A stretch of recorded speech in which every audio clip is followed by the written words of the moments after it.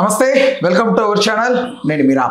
మేడ్చల్ జిల్లాలో నిన్న మొన్నటి వరకు శ్వేత మరియు ప్రవీణ్ వీరిద్దరు ప్రేమించి పెళ్లి చేసుకున్నారు. వీరిద్దరు పేర్లు బాగా బలంగా వినిపించే ప్రధాన కారణం ఏంటంటే ఒకసారి ఈ సీసీటీవీ ఫుటేజ్ చూడండి.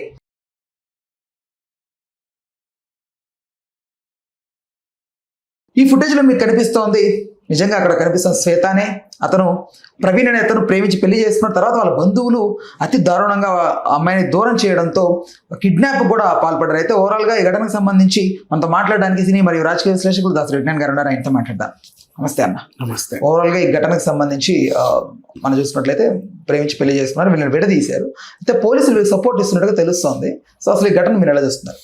కీసరగుట్ట ఉప్పల్ తర్వాత వచ్చే ఏరియా అయితే కీసర్లో ఆ గుట్ట ఫేమస్, టెంపుల్ బాగా ఫేమస్. అది అక్కడ నర్సంపల్లి ఒక చిన్న గ్రామం, దాని పరిధిలో, ఆ పోలీస్ స్టేషన్ పరిధిలో చిత్తయ్య అని ఒక ఆయన ఉన్నాడు. ఆయన కొడుకు పేరు జలగం ప్రవీణ్, బలగం కాదు, జలగం ప్రవీణ్. ఈయన శ్వేత అనే అమ్మాయిని ప్రేమించాడు. శ్వేత అనే అమ్మాయి ఎవరు అంటే అక్కడ బాల నరసింహ మహేశ్వరి అనే దంపతులకి కూతురు. 5 years లవ్ వీళ్ళది.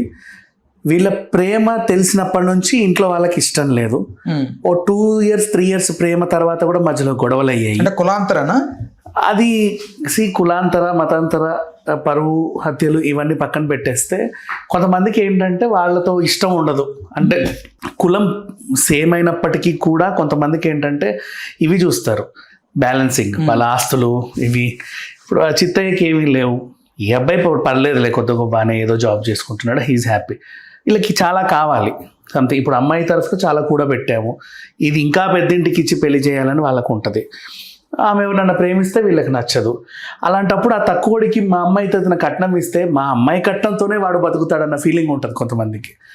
అలా పెళ్లి చేసే వాళ్ళు కూడా ఉన్నారు తెలుసా. ఎక్కడంటే తెలంగాణలో ఉంటారు. అల్లుడు పాపం ఏమీ చేయట్లేదంటే పోన్లే కట్నం డబ్బులతోనన్నా అల్లుడికి ఏదన్నా ఒక వ్యాపారం పెట్టిస్తే వాళ్ళే బాగుంటారు అన్నట్టుగా కూడా కొంతమంది పెడతారు, ఉంటారు అలాంటి వాళ్ళు కూడా. వీళ్ళిద్దరు కలిసి ఉండాలి అనుకునే వాళ్ళు.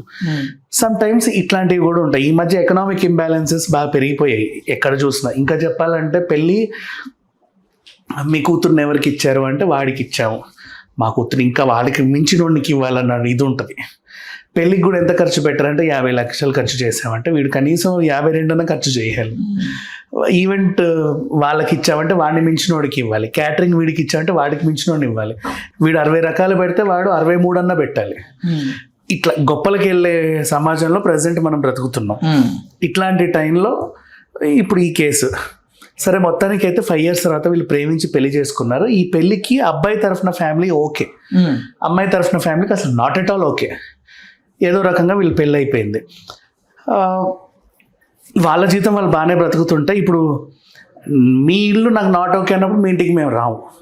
ఈ ఇల్లు ఓకే అనుకున్నప్పుడు చిన్న చితక పండక్కో పబ్బాకో వెళ్తాం కదా. ఇప్పుడు గణేశుడిని పెట్టిన అమ్మ రా అమ్మ అని పిలిస్తే కూతురు అల్లుడు వస్తారు. లేదా ఇక్కడ ఇప్పుడు అబ్బాయి తరఫున ఇల్లు కాబట్టి కోడల్ని తీసుకొని కొడుకు వస్తాడు. ఏదో చిన్న పూజ జరుగుతుంది వాళ్ళ ఇంట్లో. కోడలంటే ఇక ఇంటి మహాలక్ష్మి లాగా వాళ్ళ ఫీలింగ్. ఏ పండుగ ఉన్నా పిలుచుకుంటారు కదా. మొన్న ఏమైంది, మహాలయ అమావాస్య రోజు చనిపోయిన వాళ్ళకి బియ్యం ఇవ్వడము, ఇంకేవో లాంటి ప్రోగ్రామ్స్. అప్పుడు కూడా పాప కుటుంబ సభ్యులందరినీ పిలుచుకుంటారు. ఇట్లా ఏదో ఒక సిచ్యువేషన్. అంతకుముందు మొత్తం కార్తీక మాసము, ఇవి శ్రావణ మాసాలు, వచ్చేది కార్తీక శ్రావణ మాసము, ఇవేవో ఉంటాయి కాబట్టి పండగ సీజన్లు, వరలక్ష్మి వ్రతాలన్నా, కనీసం రాఖీ కట్టాలన్నా ఏదో ఒక టైంలో ఇంటికైతే రావాలి కదా. అట్లా వస్తూ వెళ్తున్నారన్న విషయం వీళ్ళకి తెలిసింది. మీ అల్లుడు కూతురు కలిసి అప్పుడప్పుడు వచ్చి వెళ్తున్నారు ఊరికి. అంటే వాళ్ళు ఎక్కడో హైదరాబాద్లోనే ఎన్నో ఉన్నారులే అన్న భ్రమలో వీళ్ళు ఉన్నారు. బట్ అప్పుడప్పుడు వస్తున్నారని తెలిసింది. ఈసారి ఎప్పుడు వస్తారో చూద్దామని ఒక టైంకి వాళ్ళు కాపలా కాసి వాళ్ళకి వీళ్ళకి చెప్పారు, ఎప్పుడన్నా వస్తే చెప్పు అని. ఆ పక్కన ఇస్త్రీ చేసుకునేవాడో లేకపోతే కిరాణం కొట్టాడో చూసి వెంటనే ఫోన్ వచ్చారు అని చెప్పగానే వీళ్ళు కూతుర్ని తీసుకెళ్ళడానికి వచ్చారు. గొడవ జరిగింది. ఆ గొడవలు ఏం చేశాడు, వీళ్ళంతా కారం తీసుకొచ్చి ఈ చిత్తయ్యకి అండ్ వీళ్ళ తమ్ముడికి అందరి కళ్ళలో కారం కొట్టేసి అమ్మాయిని కట్టేసి ఎత్తుకొని వెళ్ళిపోయారు. వీళ్ళేం ఇప్పుడు ఇంటికి వచ్చి అమ్మాయిని తీసుకెళ్లారంటే కిడ్నాపే కదా. అది కిడ్నాప్ కేసు. వాళ్ళు ఏం చేయబెడతారు, నా కూతుర్ని ఎత్తుకెళ్ళారని వాళ్ళు కిడ్నాప్ కేసులో పెడతారు. ఇప్పుడు అదొకటే పోలీస్ టర్మ్స్లో మనం చెప్పేది. సో వీళ్ళకి పెళ్ళై బాగానే ఉన్నారు, ఒక పక్షం అంగీకరించింది, ఇంకో వాళ్ళకి ఎందుకో అసలు ఇంకా డైజెస్ట్ అవ్వట్లా ఇప్పటికీ కూడా. వాడు పెళ్ళయి ఇన్ని రోజులు అంటే 5 years నుంచి ప్రేమలో ఉన్నప్పుడు కూడా వాళ్ళు కలిసే ఉన్నారు. ఇప్పుడు పెళ్ళైనా కూడా అమ్మాయి అబ్బాయితో కలిసే ఉంటుంది, వాళ్ళు కాంప్రమైజ్ చేసుకుంటున్నారు, అయినా సరే తెచ్చేసుకున్నారు వీళ్ళు. ఇది కేసు పోలీస్ దాకా వెళ్తే పోలీసులు వీళ్ళకే సపోర్ట్ చేస్తారు, ఎందుకంటే అమ్మాయికి పెళ్ళైంది, షీఈ్ మేజర్ కాబట్టి. అదొకటి ఉంటుంది కన్సర్న్. తీసుకొచ్చి వాళ్ళకి బుద్ధి చెప్పి ఏదో రకంగా సద్దుమణిగించారు. బట్ ఇక్కడ విషయం ఏంటంటే, ఇప్పుడు మనం దీని గురించి ఎందుకు అంతలా మాట్లాడుకుంటున్నామంటే, ఈ రోజుల్లో ఇంకా కూడా పరువు హత్యల గురించి హైలైట్ చేసి మాట్లాడుతున్నాం, కానీ ఇష్టం లేని పెళ్ళి అమ్మాయి వెళ్ళి అంటే పిల్లలు ఉన్నా సరే రేపటి రోజు తెచ్చేసుకుంటున్నారు, మా అమ్మాయి మాకు కావాలి, మా అమ్మాయి మాకు కావాలని. మరి ఎందుకు అట్లా ప్రవర్తిస్తున్నారో తెలియట్లా. ఇప్పుడు కులాంతర పెళ్ళిళ్ళు ఎలా అంటే, వీళ్ళకి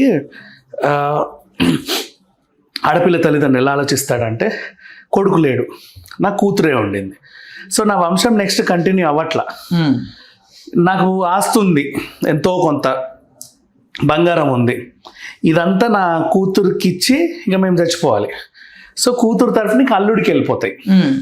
సో నా ఇంత కష్టము నా కొడుకు లేడు కాబట్టి కనీసం నా బ్లడ్ రిలేషన్కి లేకపోయినా అట్లీస్ట్ మా కులం రిలేషన్ కన్నా వెళ్ళాలి, మా కులప్పుడే బాగుపడతాడు కదా, ఆ ఫీలింగ్ ఉంటుంది వీళ్ళకి ఫుల్గా.